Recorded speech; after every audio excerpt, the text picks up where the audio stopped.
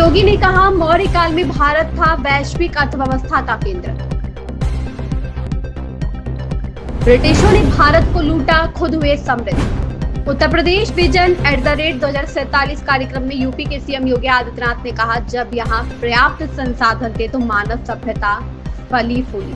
भारत ने हर क्षेत्र में विकास किया। 11वीं शताब्दी में भारत की आबादी 60 करोड़ थी। वे केवल कृषि पर निर्भर नहीं थे। भारत में बड़े और छोटे उद्योगों की एक व्यवस्था भी अच्छी तरह से स्थापित थी। भारत दुनिया का एक महत्वपूर्ण आर्थिक केंद्र था। चंद्रगुप्त मौर्य के शासनकाल के दौरान विश्व अर्थव्यवस्था में भारत का योगदान 40% था। 11वीं शताब्दी में यह घटकर 30% रह गया। 17वीं शताब्दी में विश्व अर्थव्यवस्था में भारत का योगदान घटकर 25% रह गया। ब्रिटिश शासन के दौरान भारत की प्राकृतिक कृषि रसायनों और उर्वरकों से प्रदूषित हो गई थी। शुरुआत में परिणाम अनुकूल थे, लेकिन धीरे धीरे भारतीय कृषि बिगड़ गई। उन्होंने बड़े और छोटे उद्योगों को भी लूटा। यह एक उदाहरण है कि कैसे उन्होंने भारत को लूटकर खुद को समृद्ध बनाया। जब यहाँ पे खेती बाड़ी योग्य उत्तम भूमि थी, अच्छे संसाधन थे, प्रकृति और परमात्मा की कृपा थी, तो मानवीय सभ्यता भी यहां पे खूब फली फूली आगे बढ़ी, खूब विकसित हुई।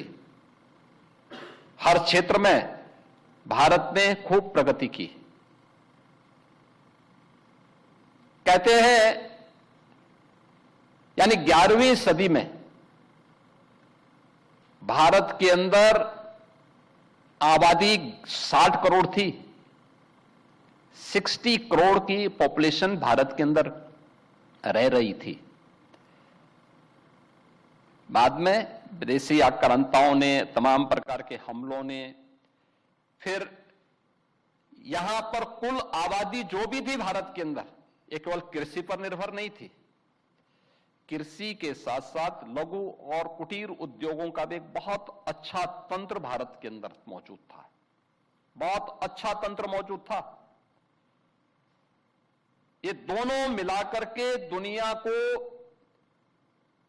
भारत की आर्थिक गतिविधियों के एक महत्वपूर्ण केंद्र के रूप में विकसित करते थे।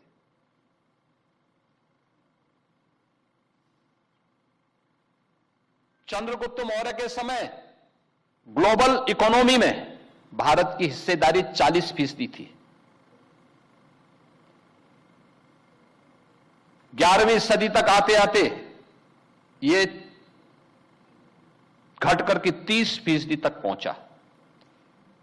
और जब आज से 300 वर्ष पहले आप 17वीं सदी में पहुंचते हैं, भारत की हिस्सेदारी घट करके 25% पहुंची। 1947 आते आते